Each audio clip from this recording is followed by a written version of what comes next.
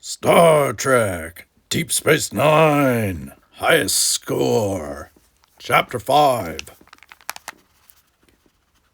We really showed Dob today. Nog said as he and Jake walked back to their quarters after their gaming shift. That river steam maneuver you used to get away from the fighter was great. If we keep playing like that, I'll be rich in no time. Jake raised his eyebrows. Rich? He said. Just because we doubled our wages today, I wouldn't call us rich anytime soon. Nog blushed. He stammered. I also made a few bets with some of the other players that you could outscore Dob, It's an opportunity for profit. Profit? Jake said, feigning severity. I'm helping you make a profit without knowing it? Nog rubbed his clawed hands together, a worried look on his face. I didn't want to put pressure on you, Jake, he said. Besides, I've been planning to split the winnings with you all along. Say 30-70? Jake had to look straight ahead to keep from laughing. 70% for me? I can live with that. 70? Nog said, dazed. No, I meant 70 for me. Cut short by Jake's uncontrollable laughter, Nog muttered under his breath, You humans have no respect for profit. The boys fell silent as a Gorn mercenary guard from the mining corporation approached, a tall alien with a face like an earth lizard and eyes like gold jewels. The Gorn glared suspiciously at them as it walked by, then turned a corner. When they reached the door of their room, Jake sighed heavily. I'm not really tired yet, he said. Do you want to get something to eat with the other gamers? Well, Nog said, and Jake knew the Ferengi boy was wondering if he could drink a fourth Antarian shake in one day. Nog's stomach gurgled unhappily. Maybe in a little while. You know, the food here is so extravagant. The mining company's profits must be very good. If my Uncle Quark opened a cantina here... Quiltech wouldn't let Quark on board, Jake said. He'd be too afraid your uncle would take over. Nog grinned slyly. Yes, I'll have to mention that to my uncle. He'll be most interested. Jake looked up and down the dim metallic corridors. The dark paneling absorbed all the light, so that the halls were even more dreary than on Deep Space Nine. Perfect for exploring. Hey, Jake said, why don't we go to the cargo bay? The next shift is bringing in the ore haulers right now. We've been filling those things for days, and I'd like to see what they look like. A box with thrusters, Nog said, yawning. What's so exciting about that? Come on, Jake coaxed. I bet they're really interesting. We might even see some of the valuable ore we've been mining. All traces of weariness vanished from Nog's face. His little Ferengi eyes sparkled with interest. Besides, Jake said, walking slowly down the corridor, doesn't one of the rules of acquisition say something about getting to know your customer?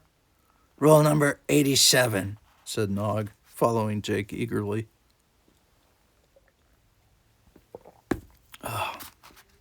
That's good espresso. Don't drink too much, that's for sure.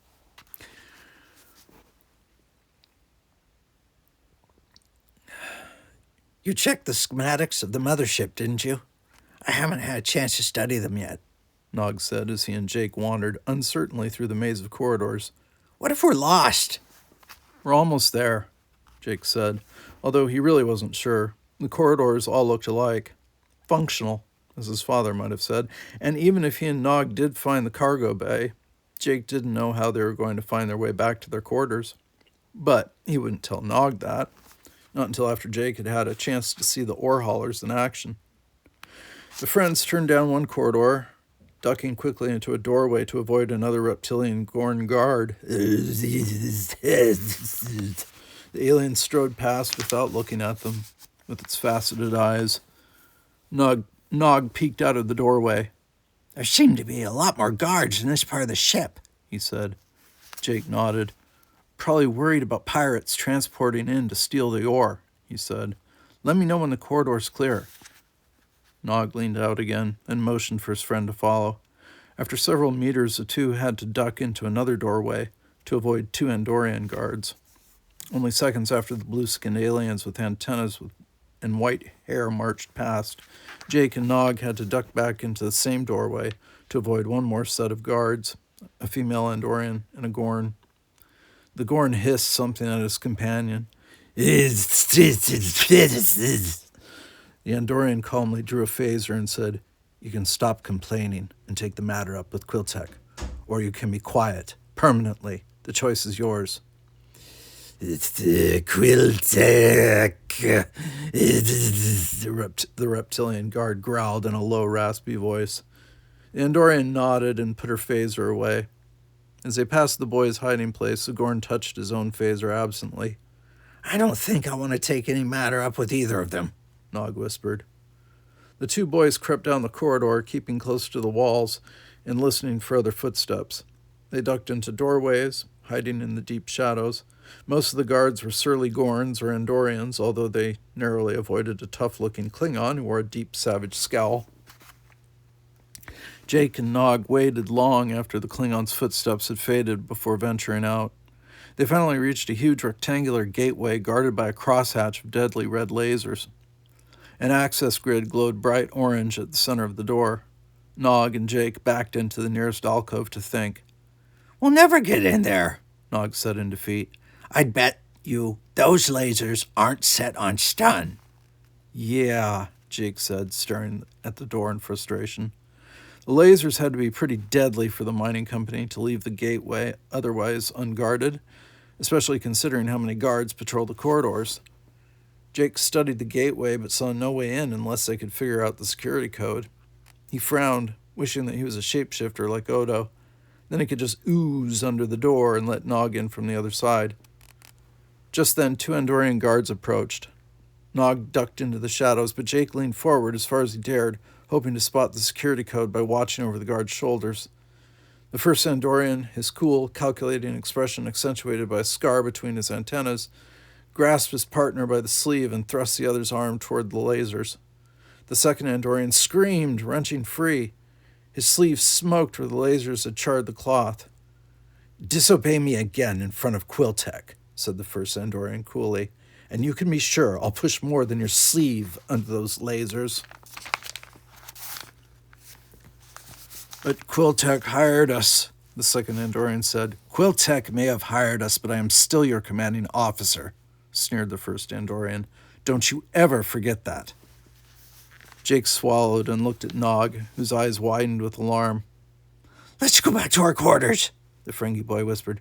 "There's no profit in getting killed." "No kidding," Jake whispered. He held his breath, still watching the two Andorians. "Open it," commanded the first guard. "Open it now, or I won't wait for you to disobey me in front of Quiltech." The second Andorian balked, then nodded stiffly, turning to the grid. Counting to himself, he pointed to each horizontal beam of light. Jake held his breath. The guard stopped at line 7, hesitated, then stuck his arm through the beam and pressed the glowing orange access grid. The lasers winked out, and the door to the cargo bay opened. The scarred Andorian smiled.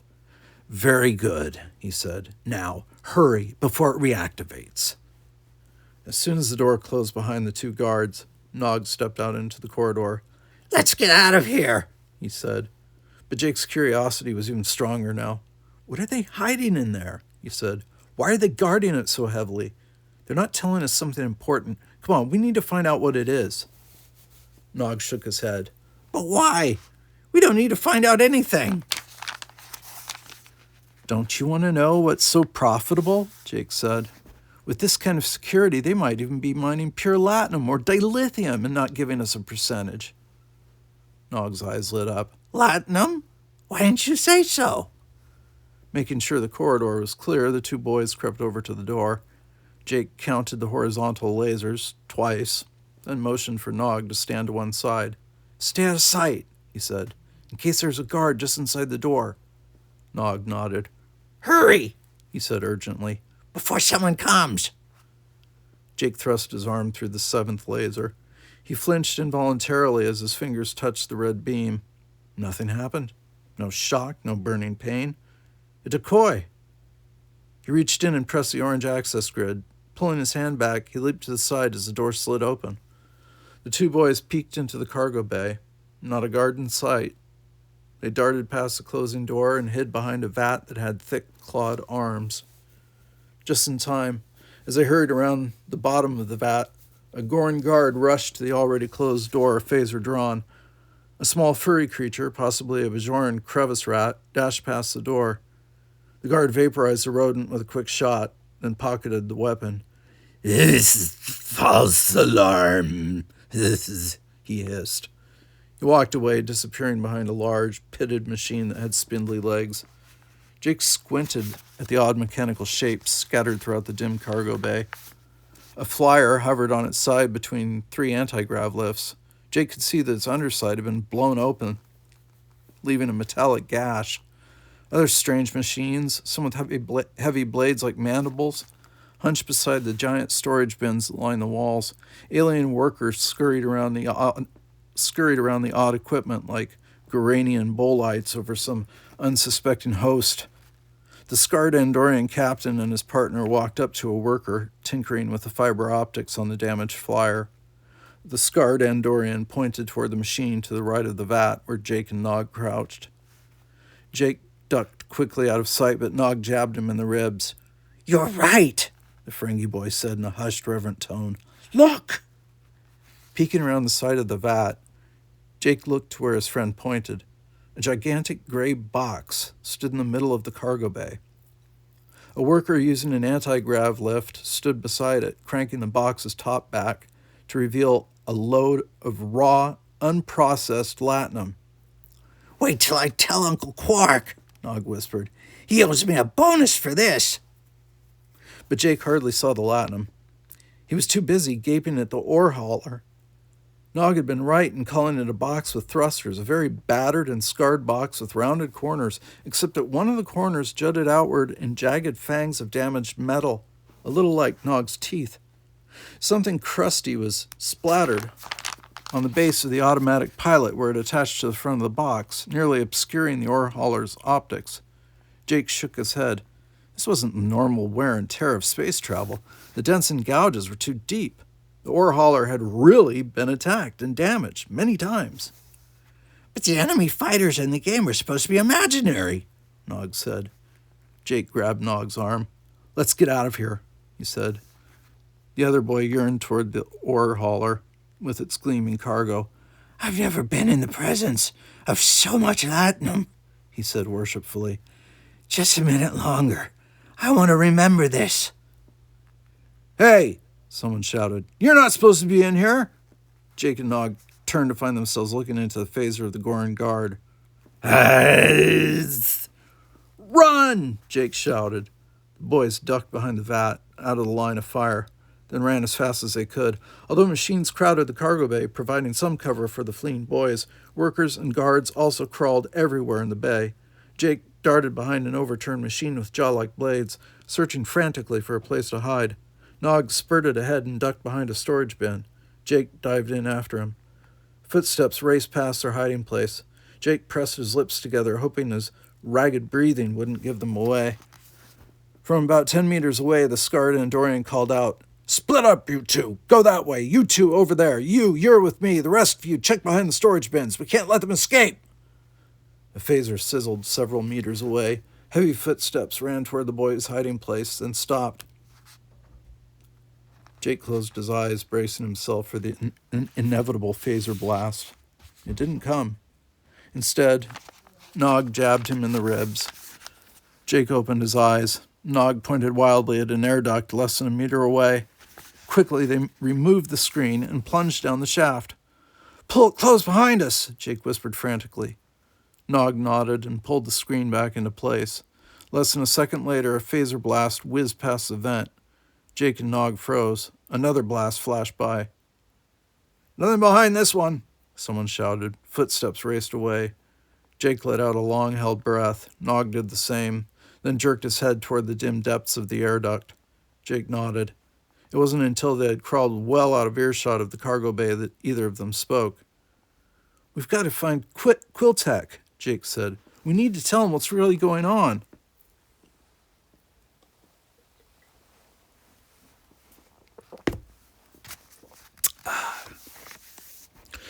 Chapter 6. Nog stopped at an intersection of two air ducts, panting after their cramped flight through the maze of murky passages. He looked over his shoulder at Jake. Don't tell me, he said. You want to go up again?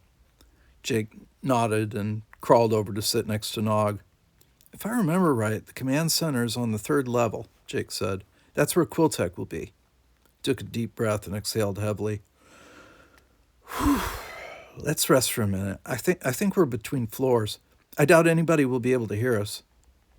Nog slumped against the wobbly metal side of the air duct.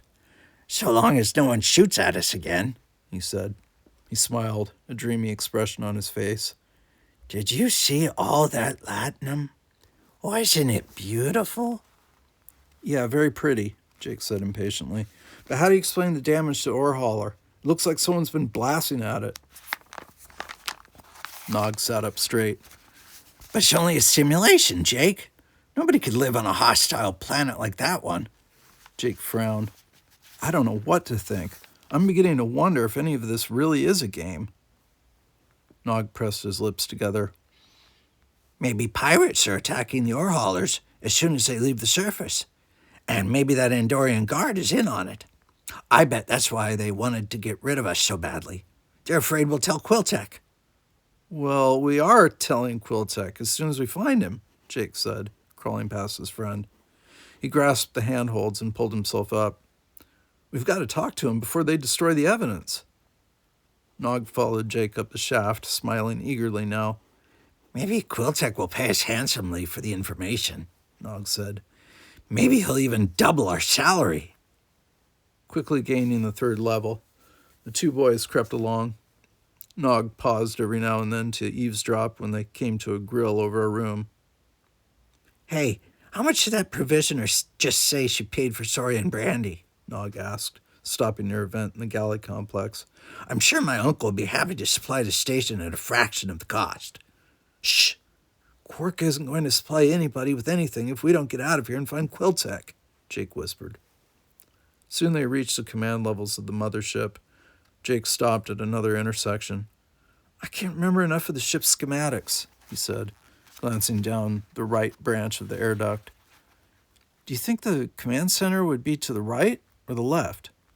Nog hissed between his pointy teeth. Left, I think. Jake headed to the left, but they reached a dead end after only 15 meters. I said, I think, Nog protested when Jake gave him an exasperated look. They crawled back, tired and anxious, taking the other fork this time. As they approached a large vent opening, whistles and clicks drifted down the shaft. It reminded Jake of an educational holoprogram about birds he had once watched. A loud flute-like shrill rose above the others.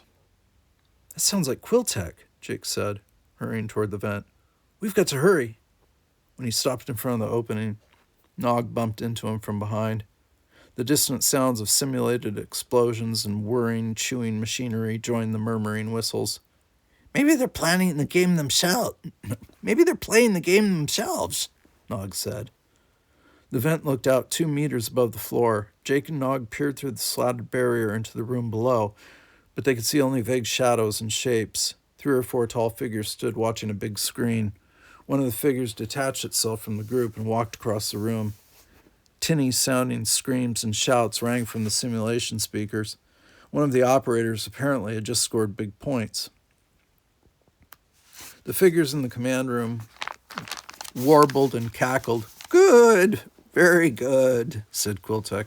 Reward Vesta and Rux with extra points for that one. Nog's brow puckered thoughtfully. I wonder if he awarded us extra points for your steam explosion idea. Jake shrugged, then grunted as he pushed at the vent with his shoulder, trying to nudge it loose. Help me with this, will you? Boy, is Quiltech going to be surprised. The metal screen popped loose after 2 more shoves, but Jake hung on so it wouldn't clatter to the floor. He jumped out of the air shaft, landing in a squat. Nog dropped quietly to the floor behind him. Rising slowly, Jake looked around, still holding the screen in front of him. His heart pounded with anticipation. Quiltech stood tall in the center of the room, watching the show. His green scale feathers bristled with excitement from his beak-like nose to the top of his head. Beside him waited two similar aliens, one with deep midnight blue scale feathers and another with stubby gray-green plumage. Another gray-green alien leaned over a console. Whistles and snaps filled the room as the aliens clicked their beak mouths excitedly. All four aliens stared up at a huge glowing wall screen that showed a lush purple and white jungle of ferns and tall palm trees with oval leaves. Condensed moisture dripped from vines dangling from the tangled branches on the screen. Growling noisily, a huge machine with churning, claw-like scoops chewed its way across the jungle landscape, leaving a scar of ravaged land in its wake. A battered mining company flyer, like the one in the mothership's cargo bay, hovered overhead, firing its phaser beam in front of the excavator. Someone screamed in a wild alien voice. Suddenly, a band of slim humanoids broke from the jungle near the disrupted soil and fled. A four-winged creature, its iridescent wings glistening in the sun, dived, hurling something into the machine's claw-like blades before climbing towards safety. The creature threw back its sleek triangular head to emit a breathtaking, beautiful cry. Before the winged creature could escape, though, the flyer spun and blasted out of the air with its phasers. One of the humanoids scrambled back on screen, looking up at the sky and wailing in anguish. Jake's stomach turned over at the realism of the scene. Beside him, Nog paled, gnashing his teeth. Quiltek and the other aliens cheered in their odd, chirping voices. "Well done, Quiltek," the midnight blue alien said. "You have chosen your team skillfully." "Thank you," Quiltek said, obviously pleased. "I am quite happy with this group of new recruits." With a loud crash, Jake dropped the vent screen in his hand. What is that?" he said, staggering forward. "Quiltek, who are those people?" The room erupted with startled whistles, warbles, and clicks as aliens turned on Jake and Nog. Behind the aliens, the screen went blank for a split second, then reverted to the familiar crude triangles, ovoids, squares, and crystalline shapes that Jake and Nog already knew so well from their own simulation games. The midnight blue alien shrieked at Quiltek, who stood perfectly still, staring at the two boys. The membranes along his hardened beak flickered. Nog caught at his friend's arm. "Jake, maybe we shouldn't have..." Quiltek silenced his fellow aliens with a glare, then swept toward Jake and Nog, grasped the necks of their tunics, and ushered them from the control room. "What are you doing here?" he demanded, shoving them into the corridor past two Andorian guards. "This is a restricted area." Nog stammered. "We were looking for you." "Yeah," Jake said. "We had to tell you." Quiltek released them, then cocked his head to one side. The anger had vanished from his voice when he finally spoke. "If you wished to talk to me, you had only to ask the computer to contact me. I would have come to you at my earliest convenience. Now, what can I do for you?" Nog said, staring blankly at Quiltek. Jake tugged at his tunic, straightening the wrinkles from Quiltek's rough handling. "Who are those people we saw on the screen?" he said. "In the jungle. What was that all about?" Quiltek inhaled with a hiss. "Those people on the screen? Why, a simulation, of course. We are trying to develop more entertaining simulations for operators such as yourselves. We have been working on a scenario, a rainforest scenario, that will add greater excitement to what might otherwise become a boring exercise." "But what about your profits?" Nog said, further wrinkling his already ridged forehead. "You said the simple displays we're using are more cost-effective." "And you said that better resolution wouldn't help our efficiency," Jake added. "Ah?" Quiltek said with a fluting whistle. "We have found a way to provide better resolution and more entertaining scenarios for a fraction of the cost, and because we're so impressed with this new team of operators, yourselves especially, we hope to keep you satisfied and interested. As I told you, we need good operators." "The new resolution was great," Nog said enthusiastically. "It looked very real, much better than the arcade screens on Deep Space Nine. If you'd like to sell a version of this program to the owner of the arcade on the station, I'm sure I could arrange it. For a small fee, of course." "Oh," Quiltek said, bobbing his head. Perhaps at some future time. For now, this little scenario must be kept secret to prevent others from stealing our ideas, you understand. Which is why my partners and I were so upset when you appeared in the command center. I'm afraid I will have to ask for your discretion in this matter. Jake took a deep breath and opened his mouth, but before he could speak, Nog suggested, "It will be hard to keep such a great simulation to ourselves. Do you think we could test it sometime?" "I quite understand, but it is still under development," said Quiltex sympathetically. "If word of our trade secret gets out, we will be forced to dismiss those responsible for the leak." Nog's jaw dropped. "You mean you'd fire us?" "Ah," Quiltex warbled. "Such an ugly word, but you understand. To continue your employment under such circumstances would show poor business sense on my part." "I agree," Jake said hastily, silencing Nog with a kick in the foot. "Just like losing machinery through clumsy accidents, which is why we were looking for you.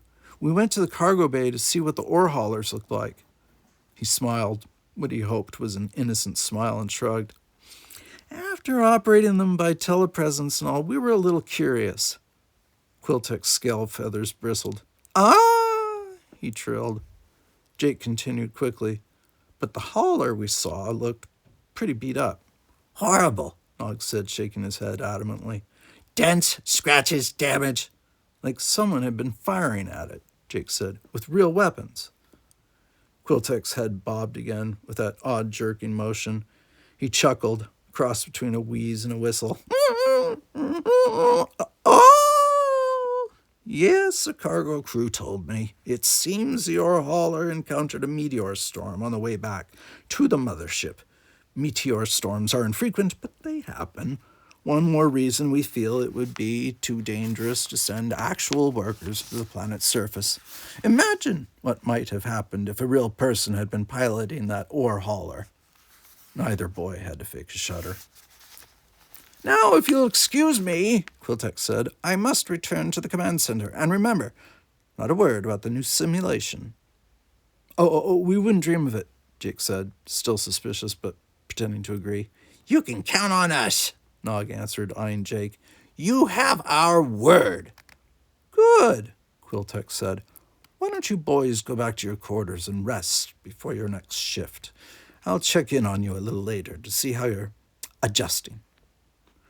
Jake took Nog's elbow and steered him toward their quarters. "Come on, Nog," he said. Nog turned one last time to grin and bow to Quiltex with typical Ferengi deference.